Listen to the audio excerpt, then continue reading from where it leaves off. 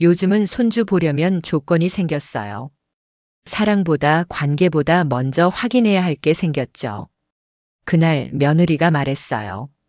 어머니, 손주 보시려면 예방주사 3가지 꼭 맞으셔야 해요. 처음엔 장난인 줄 알았어요. 근데 그 표정이 너무 진지하더라고요. 그 말이 아직도 귀에서 맴돌아요. 손주를 보는 게 감염 위험보다 더 큰 일이 된 세상이라니. 그날 밤 저는 병원 문 앞에서 한참을 서 있었어요. 주사 한 방보다 따가웠던 건 그 말 한마디의 온도였어요. 이제 나는 가족이 아니라 관리 대상이구나. 그렇게 생각하니 가슴이 싸하게 식어버렸어요. 그날부터예요. 우리 집에는 거리가 생겼어요. 보이지 않지만 확실한 선. 며느리의 말 한 줄이 만든 냉정한 선이요. 손주가 태어났다는 소식에 잠을 설쳤어요. 며칠 전부터 새 옷을 다려넣고 손수 짠 베넷 저고리를 가방에 넣었죠. 버스표를 끊으며 마음속으로 다짐했어요. 이제 나도 할머니가 되는구나. 서울행 고속버스 안에서 창밖을 보며 생각했어요. 딸처럼 믿었던 며느리가 참 고맙다고요. 시어머니 노릇은 못해도 엄마 노릇은 도와주고 싶었거든요. 근데 현관 앞에 서는 순간 그 마음이 얼어붙었어요. 문이 반쯤 열리더니 며느리가 마스크를 쓴 채 말했어요. 어머니, 요즘 감염 많아서요. 그냥 문 앞에 두시면 돼요. 그래? 그래도 얼굴 좀 보자. 손주도 잠깐만이라도. 지금은 조금 힘들어요. 아직 면역이 약해서요. 그 말투가 정중했지만 담장은 단단했어요. 나는 괜히 손에 든 과일 봉투를 고쳐들었어요. 그때 며느리가 손 세정제를 내밀었어요. 이거 바르고 들어오세요. 살짝 웃으며 받았지만 속은 이상했어요. 마치 출입 절차를 밟는 낯선 방문객 같았죠. 아기 울음소리가 안쪽에서 들렸어요. 가슴이 철렁했어요. 그 작은 울음 하나에 모든 게 잊히는 줄 알았는데 그날은 아니었어요. 거실로 들어가니 공기청정기가 돌아가고 소독 티슈 냄새가 코를 찔렀어요. 소파 위엔 손세정제, 테이블 위엔 젖병 살균기, 그리고 신생아 방문 시 주의사항 종이가 붙어 있었어요. 방문 전 손 씻기, 외출복 금지, 마스크 착용. 그 밑에 누군가 써놓았더군요. 예방접종 완료자만 아기 접촉 가능. 그 글씨체가 너무 깔끔해서 더 차가웠어요. 나는 말없이 자리만 바꿨죠. 며느리가 젖은 수건으로 소파를 닦으며 말했어요. 요즘엔 다 이렇게 해요. 뉴스 안 보셨어요? 그렇구나. 나는 애써 웃었어요. 그 웃음이 입술에서 딱딱하게 굳는 느낌이었어요. 손주 얼굴을 보고 싶었어요. 그래서 물었죠. 그래도 한 번만 안아보면 안 되겠니? 어머니, 주사 아직 안 맞으셨잖아요. 병원에서 맞고 오시면 언제든요. 그 순간 머릿속이 하얘졌어요. 손주를 안으려면 조건이 필요하대요. 그 조건은 백신 3개. 그날 밤 돌아오는 버스 안에서 가방을 열었어요. 베넷 저고리는 구겨져 있었고 그 위에 과일 봉투가 터져 딸기물이 번져 있었어요. 그 붉은 자국을 보는데 이상하게 눈물이 나더라고요. 그건 딸기물이 아니라 내가 버림받은 자리의 흔적 같았어요. 며느리의 말이 틀린 건 아니었어요. 요즘 세상에 다들 조심해야죠. 근데 그 조심이 왜 사람 마음까지 지워야 하는지 모르겠어요. 그날 이후 저는 생각했어요. 그래, 백신 3개면 되잖아. 그까짓 거 뭐 어렵다고. 하지만 이상하죠. 병원 문 앞까지 갔는데 발이 안 떨어지더라고요. 그게 단순히 주사 때문이 아니라 마음 때문이었어요. 그날 이후 나는 주사를 맞으러 갔어요. 손주를 보기 위해서요. 근데 그 주사보다 아팠던 건 너는 아직 위험한 사람이다라는 말이었어요. 보건소 문 앞에서 한참을 서 있었어요. 유리문 안쪽은 하얗고 깨끗했어요. 마스크를 쓴 사람들, 손 세정제 냄새, 무표정한 얼굴들. 그 안으로 들어가기까지 이상하게 숨이 막혔어요. 겨우 손주 보려고 내가 여길 오는구나. 그 생각이 들자 발이 무거워졌어요. 접수 창구에 서서 말했어요. 예방주사 3가지 맞으려고요. 직원이 묻더군요. 아기 돌보시게요?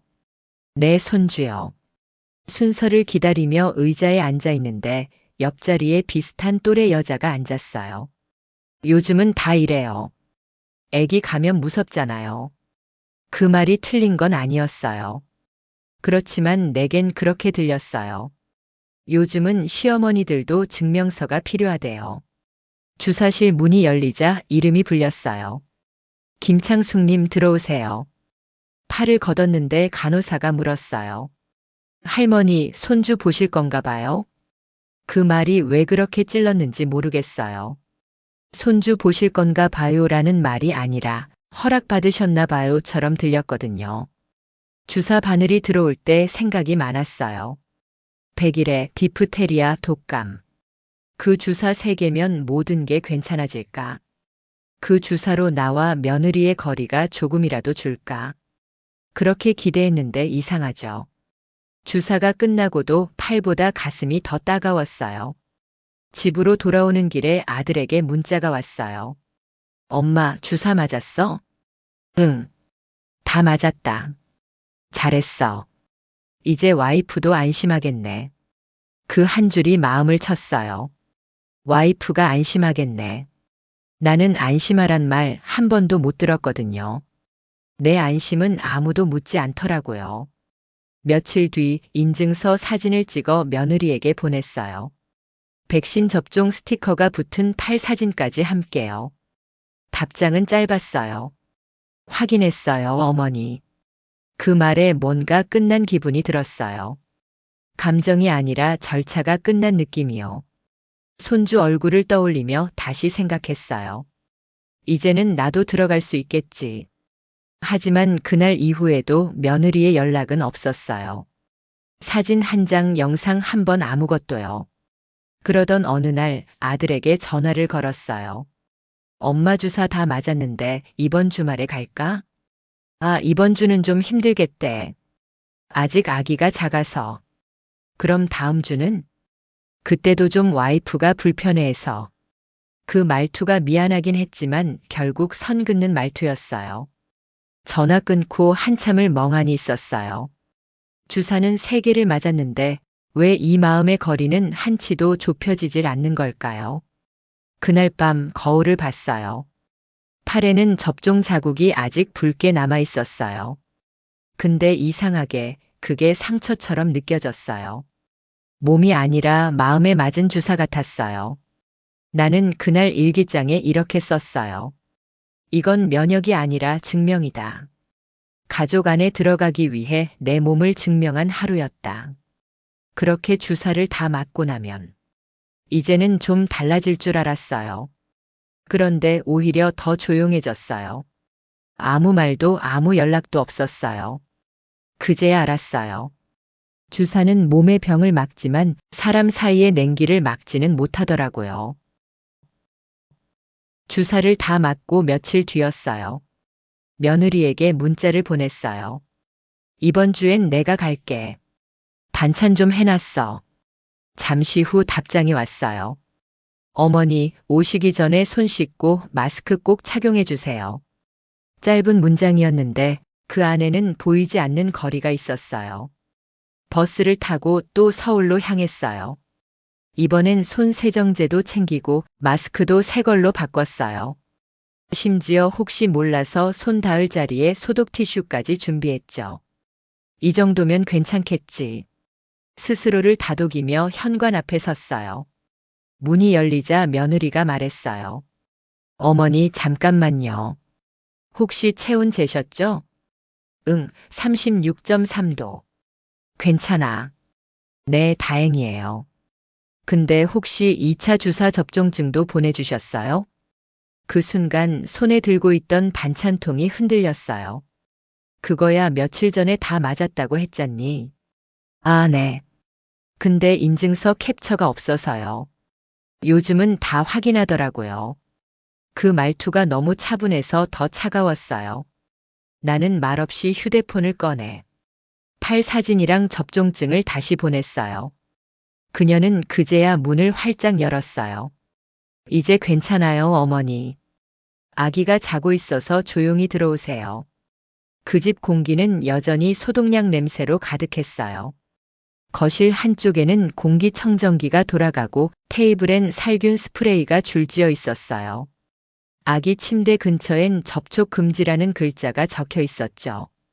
손주가 자고 있어서 그저 멀리서 바라봤어요. 코끝이 찡했어요. 눈앞에 있는데 손끝 하나 닿을 수 없는 거리. 귀엽죠? 요즘 아기들 냄새 정말 다르죠. 깨끗하고. 며느리가 그렇게 말하는데 그 깨끗하다는 말이 당신은 그렇지 않다로 들렸어요.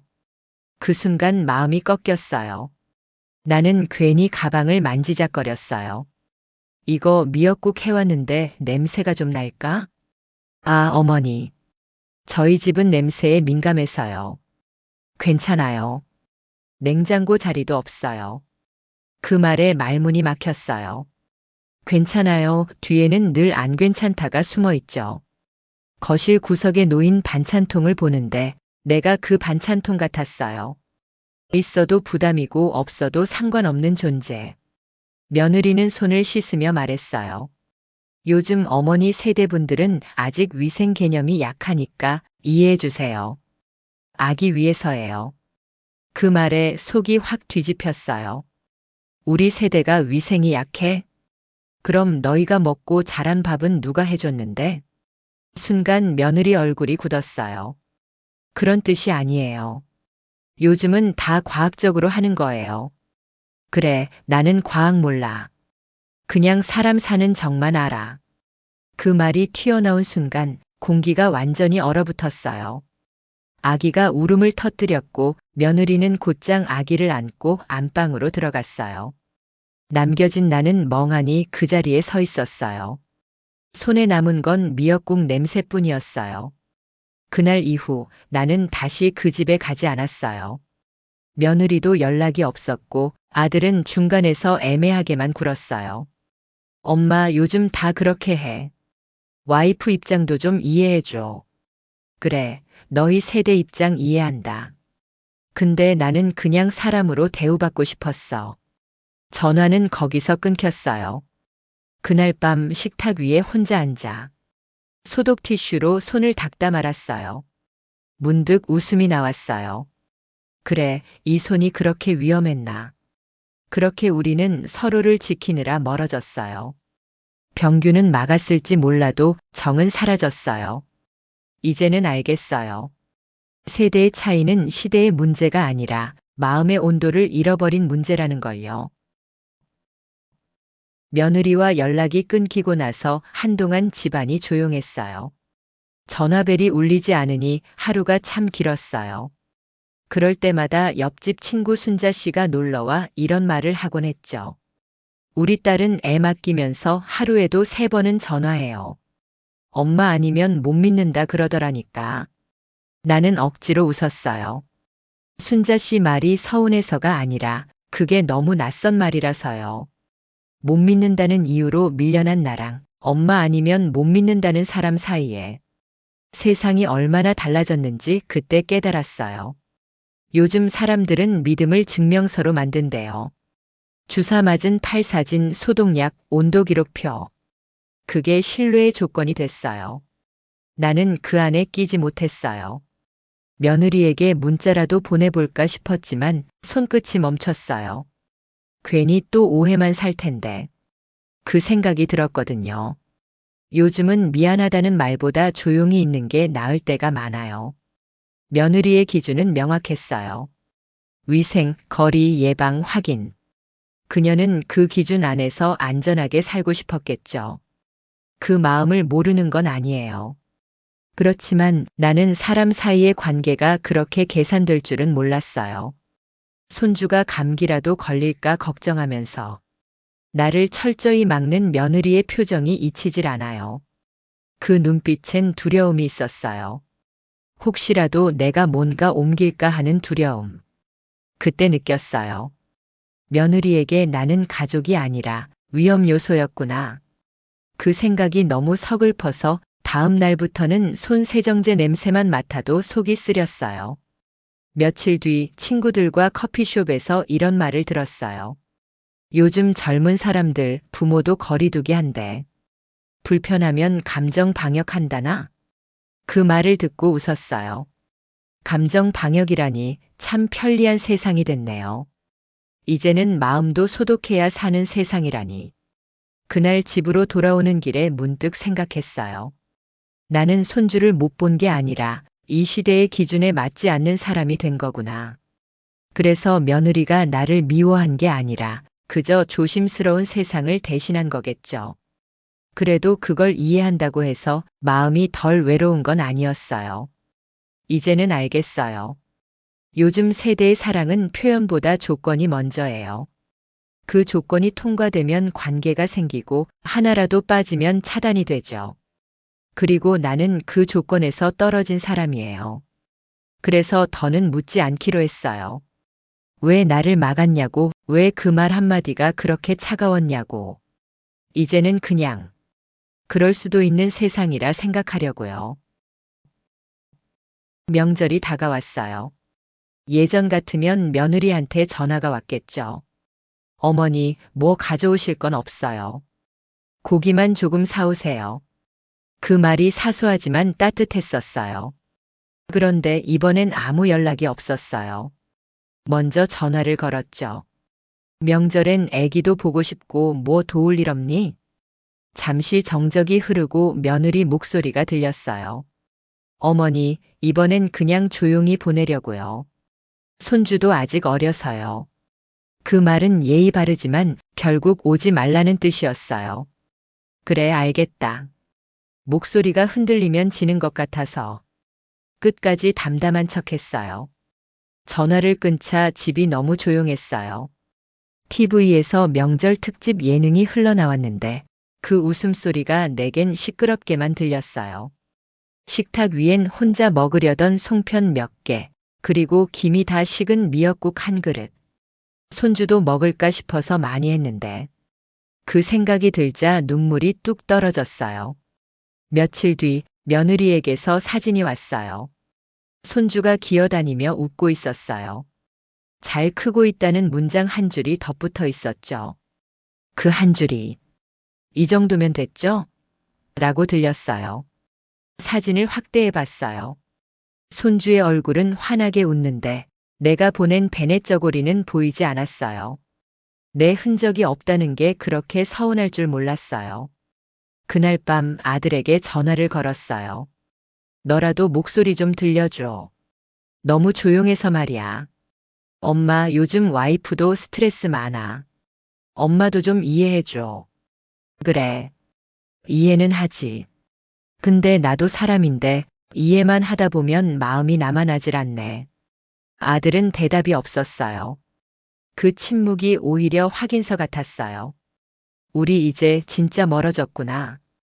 다음 날 핸드폰에 저장된 며느리 이름을 지웠어요. 며느리 대신 최태욱의 아내라고 적었어요. 그게 이상하게 마음을 편하게 했어요. 이젠 관계를 정리하는 것도 나 혼자 감당해야 하는 일이니까요. 며칠 후 동네 시장에서 친구를 만났어요. 요즘 손주가 제일 낙이죠? 나는 그냥 웃었어요. 응, 사진으로 잘 보고 있어.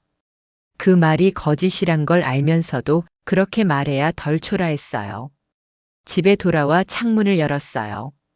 차가운 바람이 들어왔어요. 그 바람이 마음속 벽을 스치듯 지나갔어요. 언제 이렇게까지 멀어졌을까?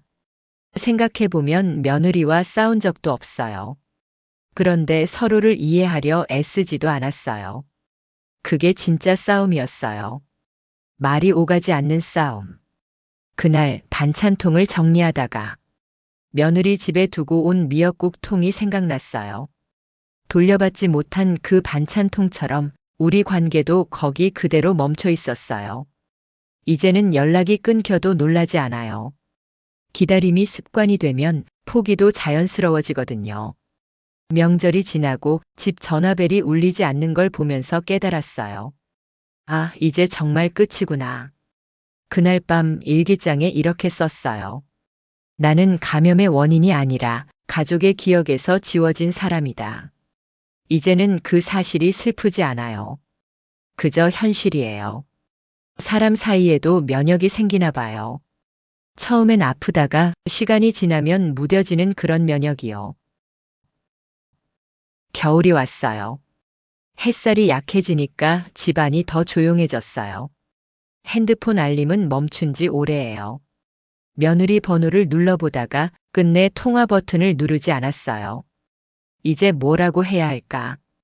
보고 싶다는 말도 언제 보자는 말도 다 부담이 될 것 같았어요. 관계를 지키려다 내가 부서질 것 같았어요. 그날도 혼자 마트에 갔어요. 유아 코너 앞을 지나는데 아기 내복이 눈에 들어왔어요. 노란색의 토끼 그림이 그려진 옷이었죠. 이거 입히면 잘 어울리겠다. 무심코 그렇게 생각했어요. 하지만 손이 멈췄어요. 사다 줘도 받지 않겠지. 그렇게 생각하니 손끝이 허전했어요. 집에 돌아와서 조용히 서랍을 열었어요. 손주 사진 몇 장, 맞지도 못 준 모자 하나, 그리고 예방접종 스티커가 붙은 종이. 그걸 한 장씩 꺼내 정리했어요. 한때 그게 가족으로 들어가는 통로라 믿었어요. 하지만 지금 보니 그건 그냥 내가 혼자 만든 입장권이었어요. 며느리와의 일 이후로 나는 점점 말수가 줄었어요. 이웃이 요즘 왜 안 보이세요? 물으면 그냥 조용히 지내요. 그렇게 대답했어요. 누군가 나를 오해하지 않아도 이젠 변명할 힘조차 없더라고요. 손주 돌잔치 소식은 들었어요. 아들에게서 짧은 메시지가 왔죠. 엄마, 이번 주엔 돌잔치야. 사람 많이 모이니까 그냥 사진으로 볼래? 그 문장을 5번쯤 읽었어요. 그냥 사진으로 볼래? 그 말 속엔 오지 마세요가 숨어 있었어요. 이제는 그런 말도 상처가 아니에요. 그저 익숙해진 감기 증상 같았어요. 돌잔치 날 나는 집에서 혼자 미역국을 끓였어요. 내가 처음 며느리 집에 가져갔던 그 미역으로요. 국물이 끓는 냄새를 맡는데 눈물이 나오지 않았어요. 그냥 조용히 앉아서 한 숟갈 떠먹었어요. 그날 일기장에 이렇게 썼어요. 이제는 서운하지도 분하지도 않다. 그저 멀어진 사이가 오래될 뿐이다. 시간이 지나니 이상하게 마음이 편해졌어요. 연락이 끊겨도 이젠 스스로 이유를 찾지 않아요. 누가 잘못했는지도 모르겠어요. 그냥 세상이 그렇게 변한 거겠죠. 서로를 지키려다 멀어진 세상. 요즘은 손주 생각이 나도 사진첩을 열지 않아요. 그냥 창문을 열고 하늘을 봐요. 햇살이 따뜻하면 그걸로 충분하다고 느껴요. 이제는 이렇게 생각해요. 손주를 꼭 안아야만 사랑이 아니라 멀리서 무탈하길 바라는 것도 사랑이라고요. 그게 내 몫이면 그렇게 살아야죠. 이제는 누구의 허락도 누구의 확인도 기다리지 않아요. 그냥 오늘 하루를 조용히 내 방식대로 보내면 돼요. 나는 이제 누군가의 시어머니가 아니라 그저 한 사람으로 돌아왔어요. 봄이 오고 있어요. 거리엔 벚꽃이 피었는데 내 안엔 아직 겨울이 남아 있어요. 손주 돌잔치가 끝나고도 며느리나 아들에게서 소식은 없었어요. 그렇다고 더 이상 기다리진 않아요. 기다림이 길어지면 그게 인생의 습관이 되거든요. 아침마다 식탁에 앉아 차를 마셔요. 예전엔 전화벨을 기다리며 앉았는데 이젠 그냥 창밖을 봐요. 햇빛이 컵에 반사돼 반짝일 때면 그걸로 충분하다고 느껴요. 며느리 집 근처를 일부러 지나가 본 적도 있어요. 멀리서 본 그 집은 변함없이 깨끗했어요. 현관 앞에 놓인 살균 스프레이, 그 위에 붙은 안내문, 방문 전손 소독 필수. 그 글자를 보고 피식 웃음이 났어요. 그게 나한테 한 말 같네. 그동안 많이 미워했어요. 그녀의 차가운 말투, 눈빛 하나하나가 가시처럼 남았어요. 근데 시간이 지나니까 알겠더라고요. 그녀도 겁이 많았겠죠. 자기 가족을 지키려는 방식이었겠죠. 그걸 이제야 이해하게 됐어요. 그렇다고 용서한 건 아니에요. 그냥 이해는 하되 돌아가지 않겠다는 결심이에요. 요즘은 작은 일에도 마음을 다스리는 연습을 해요. 창문 닦으면서 이 먼지도 내 몫이구나 하고 웃어요. 냉장고 속에 반찬이 남으면 이 정도면 됐다 하고 덮어요. 누구를 위해 사는 게 아니라 그냥 나를 위해 하루를 보내요. 손주가 커서 혹시 묻겠죠. 할머니는 왜 우리 집에 안 오셨어요? 그때 누가 대신 대답해 줬으면 해요. 할머니는 조용히 자기 자리에서 사랑하셨단다. 그걸로 충분해요. 그게 내가 남길 수 있는 마지막 온기니까요. 며칠 전 서랍 속에 넣어두었던 그 종이를 꺼냈어요. 예방접종 확인서. 이젠 쓸모도 없는 종이죠. 그걸 찢으며 중얼거렸어요. 이제는 증명하지 않아도 돼. 누구의 허락도 필요 없어. 그 종이를 쓰레기통에 버리고 나니 묘하게 가벼워졌어요. 손끝이 따뜻했어요. 마치 오래된 독감이 다 나은 사람처럼요. 이제는 이렇게 말할 수 있어요. 그래, 며느리 말이 틀리진 않았어. 세상은 조심해야 하는 곳이니까. 하지만 나는 이제 조심 대신 존중을 택할 거예요. 누군가에게 거리를 두는 대신 나 자신을 품는 법을 배우려고요. 가족에게 거절당한 게 아니라 내가 나를 잃었던 시간에서 벗어난 거예요. 이제는 다시 내 이름으로 살아야죠. 이제 나는 누군가의 허락을 기다리는 사람이 아니에요. 누구의 기준에도 맞추지 않아도 돼요. 나는 그저 내가 괜찮은 사람으로 남고 싶을 뿐이에요. 이제 나는 접종 증명서 없는 사람으로 남아도 괜찮아요. 대신 내 마음엔 단단한 면역이 생겼어요. 이 이야기는 세대의 차이 속에서 상처받은 한 여성이 스스로의 마음을 지켜내는 과정이었습니다. 가까워지고 싶었지만 조심과 기준 속에서 멀어져야 했던 관계. 그 거리 끝에서 그녀는 깨달았어요. 사랑에도 면역이 필요하다는 걸요. 이 이야기는 우리 모두의 마음을 비추는 거울입니다. 누군가의 기준에 아파본 사람, 이해받지 못해 멀어진 사람, 그리고 여전히 사랑을 포기하지 못한 모든 이들에게 전합니다. 여러분이라면 이런 상황에서 어떤 선택을 하셨을까요? 댓글로 여러분의 마음을 들려주세요. 마음이 머무는 이야기, 오늘의 마음방송 구독과 좋아요는 힘이 됩니다.